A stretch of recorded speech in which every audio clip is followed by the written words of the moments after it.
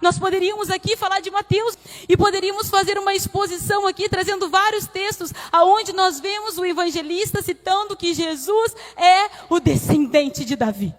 Que Jesus é o Messias prometido, aquele que veio cumprir toda a lei, aquele que veio cumprir tudo que os profetas profetizaram, o Messias que era esperado.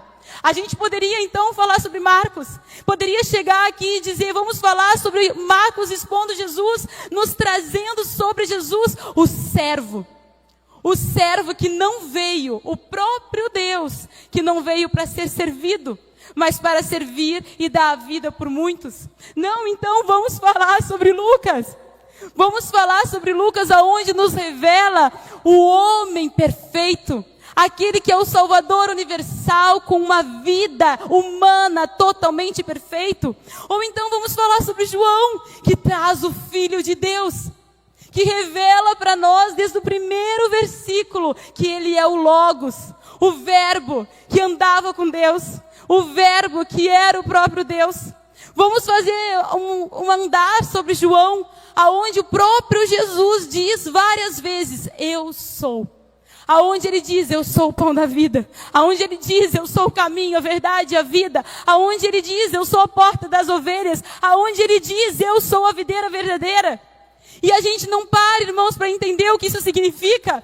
Cada vez que Jesus diz, eu sou alguma coisa, ele está dizendo que é para nós. Ele é para mim, ele é para você, ele é o pão da vida. Quando ele diz, eu sou o pão da vida, ele está dizendo, eu te sustento. Quando ele diz, eu sou a videira verdadeira, ele está dizendo, eu sou a fonte de vida. Eu sou o que te faz dar frutos. Quando ele diz para nós, eu sou o caminho, a verdade e a vida, ele diz que ele é o único. Ele é o único que nós podemos confiar, ele é suficiente. Quando ele diz que ele é o bom pastor, ele diz, eu cuido de ti. Eu te santifico. Eu toso as tuas lãs. Pode deixar que eu cuido, vem até mim. Quando ele diz, eu sou a luz do mundo, ele está dizendo, eu te dou direção. Eu sou aquele que te faço caminhar pelo caminho certo. Irmãos, a gente poderia ir para Hebreus, que é considerado o 5º evangelho, porque nos mostra Cristo e a obra dele. Nos fala do Cristo no céu, superior a anjos. E, irmãos, Hebreus, ele trata totalmente sobre a superioridade de Cristo, a supremacia de Cristo, aonde ele diz que Cristo é superior a anjos, aonde ele diz que Cristo é superior a Moisés, aonde ele diz que Cristo é superior aos profetas, aonde ele diz que Cristo é superior a Arão e a lei levítica, porque ele é o sacrifício que foi feito uma vez só. Ele é o sumo sacerdote. Ele é aquele que nos leva até o Senhor. Ele é o sumo sacerdote. Ele é o sacrifício que não precisa ser refeito. Ele é o mediador de uma nova aliança. A gente poderia falar sobre Colossenses, capítulo 2, versículo 14, que diz que ele riscou a dívida que era contra nós.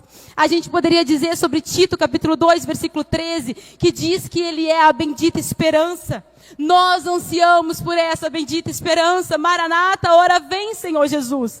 A gente poderia dizer, 1 Timóteo, capítulo 2, versículo 5, que diz que ele é o mediador entre Deus e os homens. Nós poderíamos ficar expondo 2 Coríntios, capítulo 5, que nos fala, irmão, que ele se fez pecado, para que nele fôssemos feitos justiça.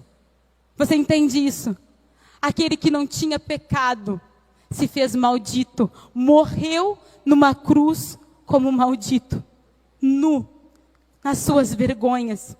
E ele se fez pecado em nosso lugar, para que nele nós fôssemos feitos justiça de Deus. E nós poderíamos dizer Apocalipse 22, que diz que ele é o alfa, o ômega, o início e o fim. 1 Pedro, versículo 18 e 19, que diz que ele é o cordeiro sem defeito, que nos resgatou. Mas eu queria encerrar lendo com vocês Apocalipse capítulo 5.